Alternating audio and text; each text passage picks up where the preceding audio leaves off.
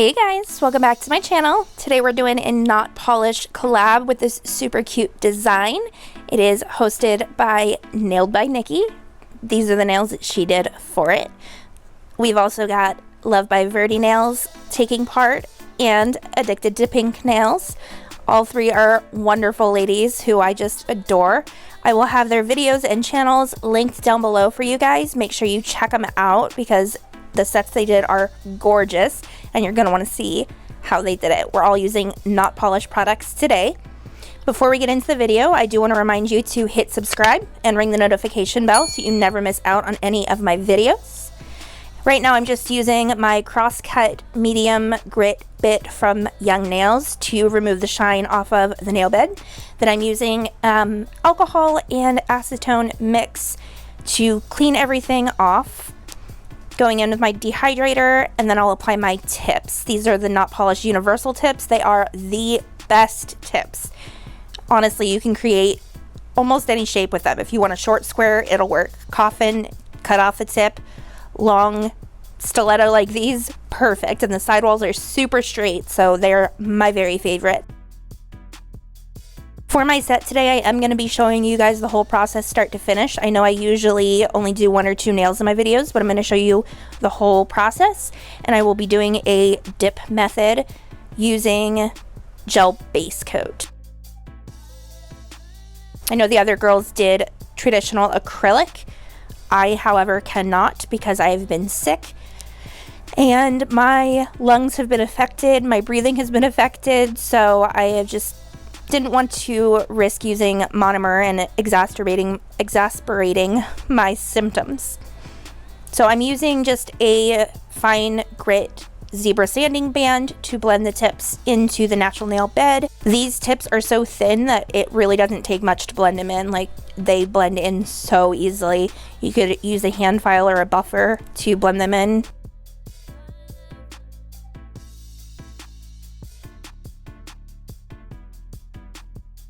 Once I get those blended in nicely, I will clean them off again with my alcohol. And then I will go in with my YoungNails Protein Bond to prime before we go in with application. If this was a real client or on myself, I would prime twice, but because this is just my practice hand, I didn't want to waste any product. So the colors I'll be using in the look today are going to be Warm Glow. Then we've got Sweet Tooth, Slightly Brightly, and this color, Jet Life, so gorgeous. So the dip method I'm doing today will be with gel base coat. Use any gel base coat that you have, anything will work. And then I'm just going to sprinkle on the acrylic. Right on top of that, I'll tap off the excess and give it a full 60-second cure before going in with my second layer. Now, because this is a little bit of a messy process when using a silicone hand, I can't really move the fingers completely out of the way. I just dust them off before I go in with my base coat on the next finger, just to make sure that I'm not contaminating my base coat with the acrylic. So my first layer, I start on these nails because these are just going to be a solid nude color. I start about 3/4 of the way up the nail, and then after that's cured, I go in with my second layer, which is slightly farther back, and then my third layer will be all the way back to the cuticle.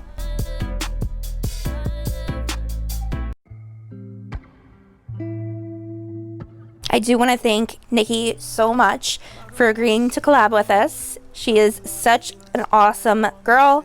If you guys have not checked out her channel, like, what are you doing with your life? Seriously, guys, she's so much fun to watch her videos.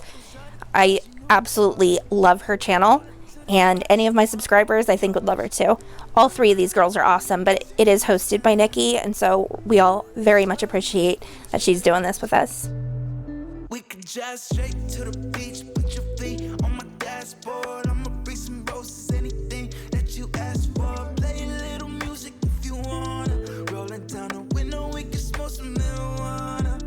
We got options, there ain't nowhere to be if I'm with you. Girl, that's alright with me. We got options, there ain't nowhere to be if I'm with you.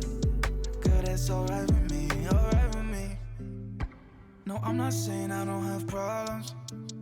I got way too many for you to count. I'm just saying I'm good at solving them. I won't ever let it get between you and I. Things I do for you, you my Gemini. I'm just trying to be a Leo for you there like every night. Yeah, every night. Hey. We could drive straight to the beach, put your feet on my dashboard. I'ma bring some roses, anything that you ask for. Play a little music if you wanna. Rolling down the window, we can smoke some marijuana. We could drive straight to the beach, put your feet on my dashboard. I'ma bring some roses, anything that you ask for. Play a little music if you wanna. Rolling down the window, we can smoke some marijuana. We got options, we got nowhere to be if I'm with you. Girl, that's alright with me. We got options, we got nowhere to be if I'm with you. Girl, that's alright with me, alright with me.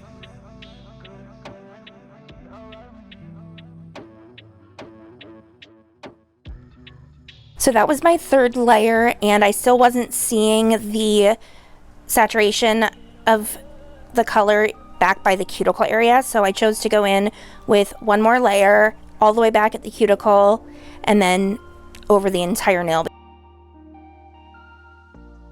And I'm using a little bit thicker of a coating of my gel base coat this time because it will hold on to more acrylic if the base coat application is a little bit thicker.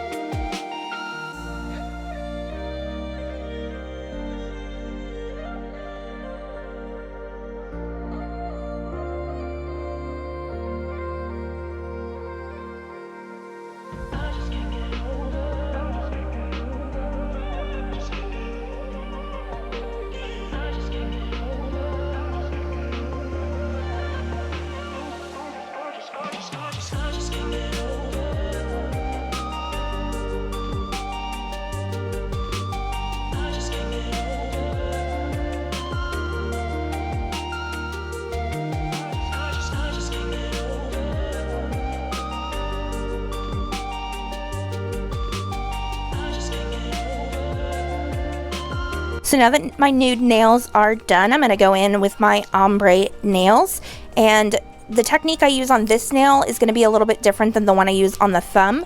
I did it that way just so that you guys could see the couple different ways you can do an ombre. So the technique for this one, I'm going to be using a small brush, and I'm picking up the acrylic and tapping the brush to let the acrylic fall onto the nail.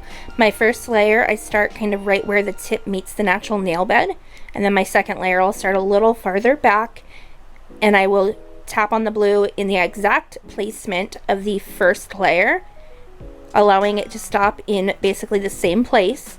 Then I will go in with my Jet Life red color and tap that onto where the natural nail bed is showing. Yeah. No friends of mine around, yeah. Now I'm thinking might have caught the June blues, yeah, I wanna. This Jet Life color is so pigmented. It kind of stained the blue a little bit, but I was able to cover it up, and it created a huge mess all over my silicone hand because that silicone really grabs onto the color.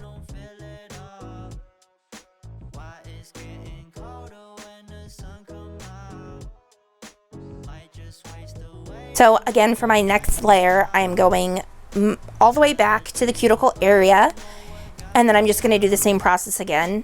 This time, I'm just tapping the blue a tiny bit farther back, and then I'll go in with my red.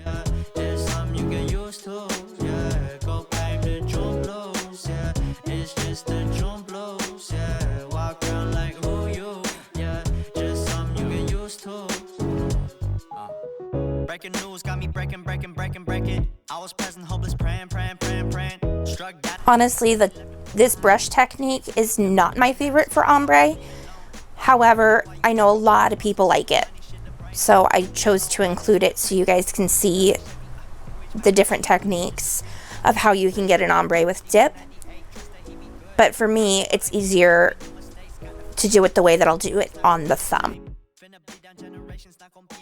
So I'm just making sure I'm really dusting everything off as best I can because that red does stain, and it's because it's so strongly pigmented, which is awesome.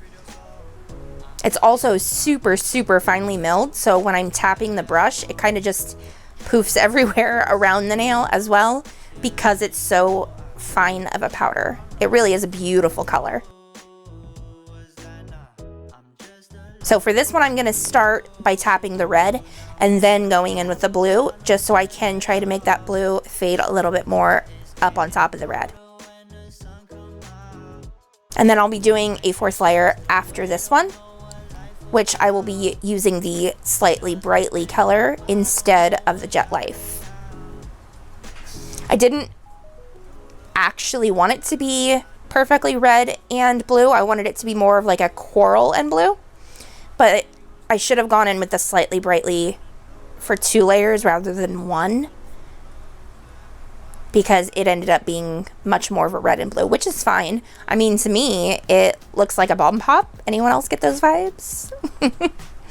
If I would have added some white in the middle, it totally would have been bomb pop type of nails. I have a story time for you guys too that comes to mind when I think of bomb pops. So when I was, I think 14, so many moons ago, it was 4th of July, I believe, or maybe like a couple days before it. And I was hanging out with my boyfriend and my siblings, and we were eating bomb pops and swimming and stuff. And then we started lighting off fireworks, and I had never lit off fireworks before. Obviously, that's a hint that this is gonna be bad. Basically, every time I have had any interaction with a bottle rocket, I've gotten injured. So I don't do bottle rockets anymore. The first time when we were eating bomb pops, having fun, we were on the beach, and when I lit the bottle rocket, I stepped back. When I stepped back, there was like, I don't even know what kind of bush it was, but it had these huge thorns that were like 3 inches long or something. They looked more like sticks than thorns. They were crazy looking. One of the branches, I guess, had fallen onto the ground, and I just didn't see it because I was lighting bottle rockets. And I stepped backwards onto it, and it went up into my foot. Oh, it was horrible. I had to be carried like up to the house because I couldn't walk on it. It was horrible. So when I think of bomb pops, that's the story that comes to mind. I guess I could tell you guys the other story about my bottle rocket fail. It wasn't even me that was lighting them off this time. I think I was like 16. And it was 4th of July, and we were on like a basketball court, right, lighting off fireworks. An outdoor basketball court, of course, duh. And on one side of the basketball court, like completely on the other side from me, someone had lit off a bottle rocket, and it was defective, and instead of shooting up, it exploded out. And when that happened, it hit me like 3 millimeters under my eye. My eye was swollen shut for weeks. It was horrible. It was like the most painful thing. And the doctor said I was lucky it didn't hit a little higher because I would have lost my eye. Oh, it was so scary. So, yeah, like I said, no bottle rockets are allowed anymore. But I have more 4th of July story times. If you guys want to hear them, let me know, and I will save them for the 4th of July nails next month.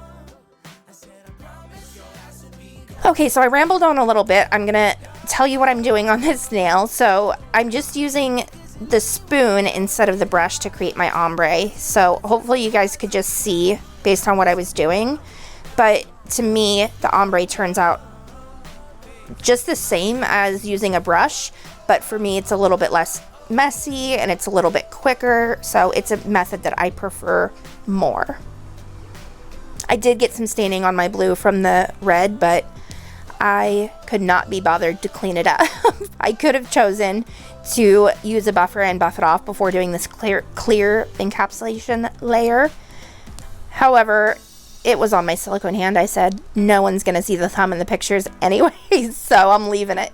Just leaving it. So when I do my clear layer, these nails didn't have quite the apex that I was looking for.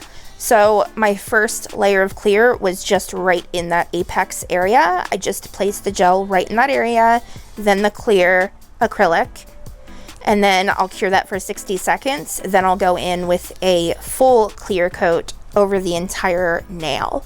That will help build up the apex a little bit more, and then because we're going in with that clear coat over the entire nail afterwards, it will blend seamlessly in and you won't see any like bumps or lumps or weirdness. I like to use the clear to build my apex if it's needed because it just gives it a little bit more strength than the colors that have a lot of pigment to them. They can tend to be a little bit softer, so I choose to give it more strength with that clear. Plus, clear acrylic's less expensive. I like to be frugal whenever I can, so if there's a less expensive product, I'm gonna be using it.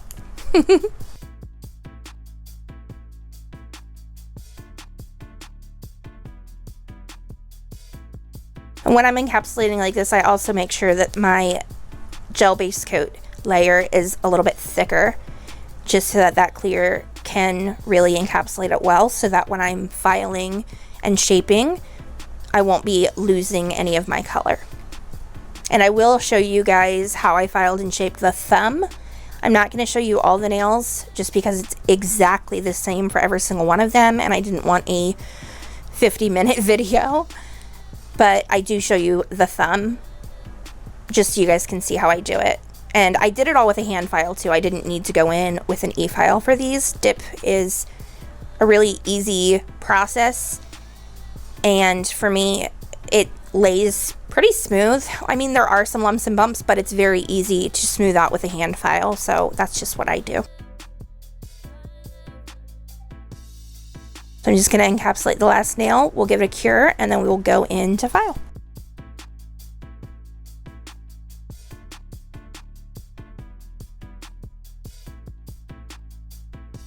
So I start my filing routine just by cleaning up my sidewalls. I make sure that those are shaped how I want them to be. Then I will go up the side of the nail just to blend it from the top of the nail down into the sidewall, making sure that my sidewalls are nice and thin and that there's no excess bulk there. Because this is my silicone hand, I had to turn it around a little bit to file it so I could hold on to the nail bed really nicely and make sure the nail wasn't going to pop out. Once I get those shaped the proper way, I just go over the surface of the nail. I normally go up one sidewall and then down the other side wall. Then I'll go over the surface and make sure the cuticle is blended flush to the natural nail as well. And I always go over the surface of the nail in this kind of vertical or slightly slanted motion. It really does help me to smooth the nail out more, and it helps me keep the bulk of the product in that apex area while thinning out the tip. So if I go in vertically like that and it's angled down towards the tip just a slight amount, it will leave you with the product placement exactly where you need it to be, and making sure that your apex is still high enough and your tip is thin enough. So I'll just continue filing that until I'm happy with it.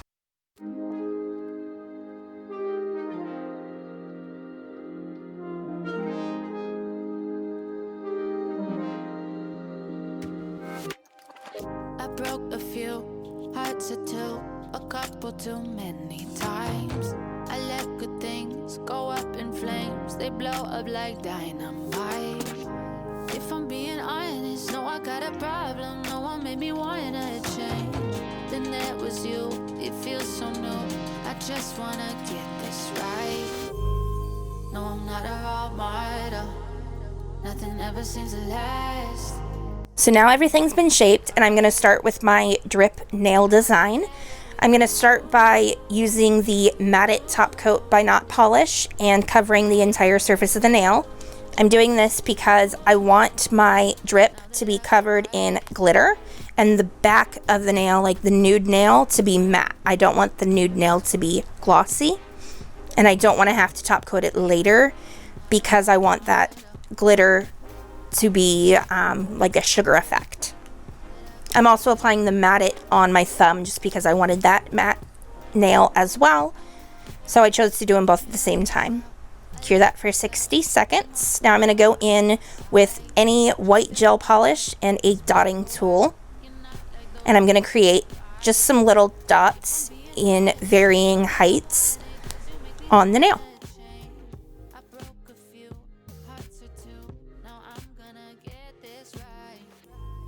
Once I get my dots placed where I want them to be, I'm going to flash cure it for like 5 to 7 seconds. I'm not going to flash cure it more than that because when I do my real cure, I need the gel to be sticky so that when I go in with my pigments, they have something to grip onto. So I'm only going to cure it in the end for 30 seconds. So I do very short bursts of flash curing just to kind of hold my work while I'm continuing on to the next part.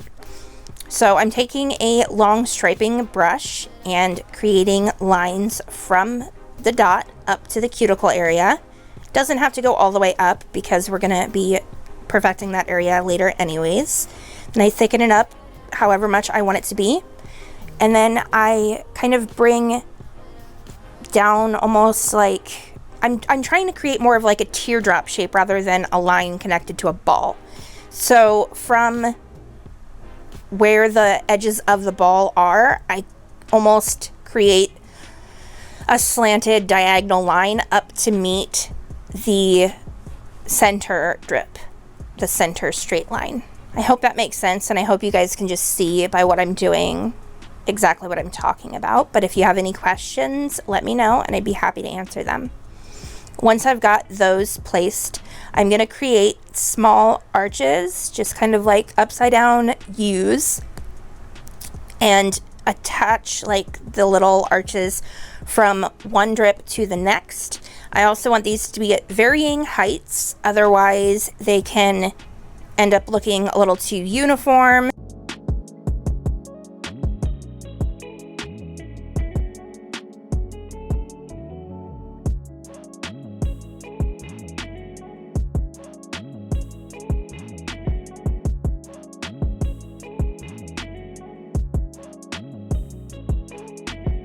And then I'm just creating a thin line up around the cuticle area just to make sure it's nice and clean. Then I'll go in and fill in any gaps. Once I've got that all filled in, I'll give it a cure for 30 seconds. And then we will go in with the pigment placement. Of course, Tatiana is getting right in the way today. Of course, with the detailed work, I have to lean in a little bit more, and I don't know, guys, like my hair is always getting in the way. I'm so sorry, and I'm working on trying to get that fixed.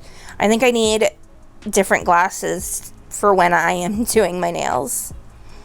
So I'm just using these pigment powders, got them at Wish. Of course, everything's linked in the description for you guys. But I'm just using them with eyeshadow applicators to pat them onto the drips.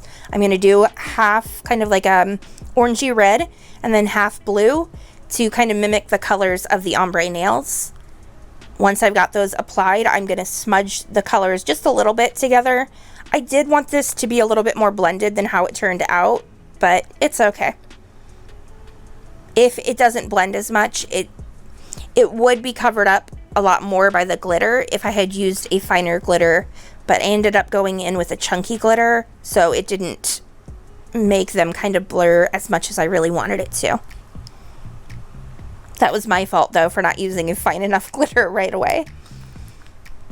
So after I get this all tapped on, I will finish curing for 30 seconds just to make sure it's nicely adhered to the white gel polish.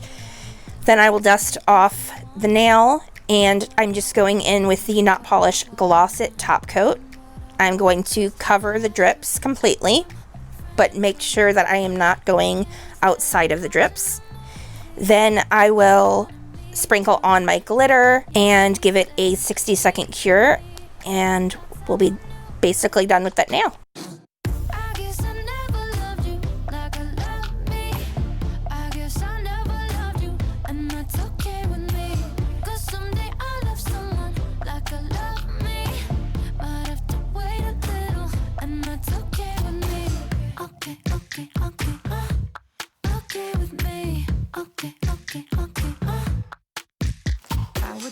Everything I believed in, but you said shut it off, you're too old for dreaming. So I did my best to feel what you're feeling. But what about what I want? What about what I want? Cause what I wanted was to laugh at the way you laugh at the way I laugh, but instead you were moody, and you wanted me to be what you need instead of being me. Oh, and that's how I knew it. I guess I never loved you like I love me. I guess I never loved you, and that's okay with me. Cause someday I love someone like I love me. Might have to wait a little, and that's okay with me. So the first glitter I'm going to use is the Crushed Pearl glitter by YoungNails. And it's not a super fine glitter. They do have a fine version of it, but this is almost like a medium cut of glitter. So I noticed it wasn't giving me the effect that I wanted, so I went in with a finer iridescent glitter, and it did fill up the drips a little bit more, but it still didn't give me quite the look I wanted, but that's okay. So I'm just, after curing that, I am dusting everything off, spraying with alcohol, and cleansing the surface. Then I'll go in and top coat the other nails. For the other nails, we'll be using Not Polished Gloss It. This is really where I got my Bomb Pop vibe, because look how that looks when it's coated with gloss top coat. So melty, so delicious, making me want a Bomb Pop.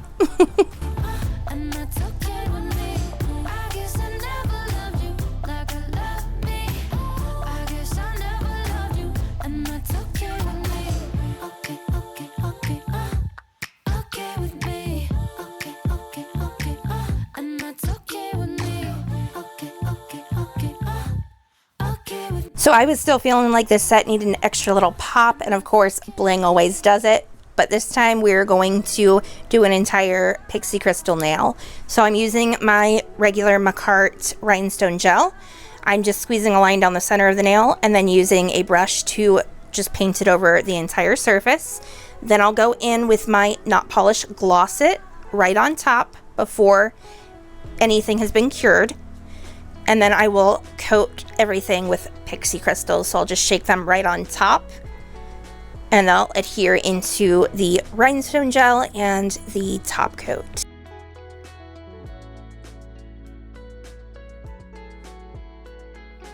Let me tell you something. I was holding this tray here to catch everything, but these little suckers bounce. Like, they were flying all over the place, bouncing down on that tray and popping right back out. Oh, I was so frustrated.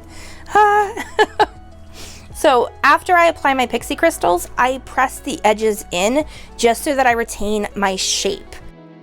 Once again, I want to say thank you to Nikki, Verdi, and Sade for doing this collaboration with me. It was so much fun, and I appreciate all of you guys. Again, their links will be down in the description box. Make sure you check out their videos and subscribe to their channels. Of course, if you guys have any questions, suggestions, or requests for different sets, let me know down below. I love to hear from you guys. Be sure to hit like, share, and subscribe, and I will see you guys all next time. Bye!